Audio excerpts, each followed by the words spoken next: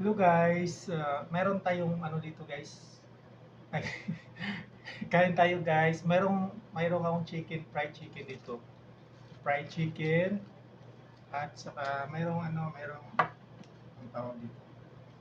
Mayroong chicken at saka nilagyan ng ampalaya. Ano, dami. Tapos mayroon ding paksiw.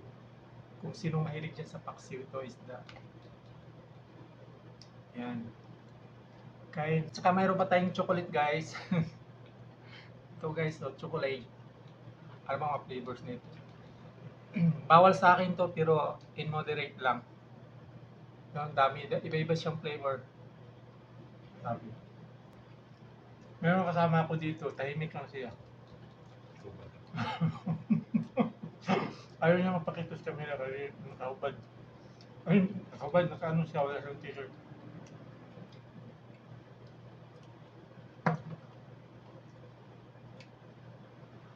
Ang dami kong niluto kasi halos araw-araw kami kumakain ng noodles at saka itlog. Kasi sobrang init, nakakapagod lumabas. Sobrang init. Kaya, ito, ampalaya. Sino mahilig din sa ampalaya?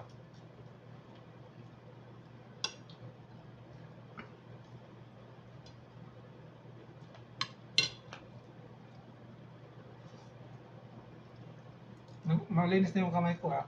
Mukha lang marumi. Yung marami kasi nag nagbabas na hindi ako nagugas ng kamay.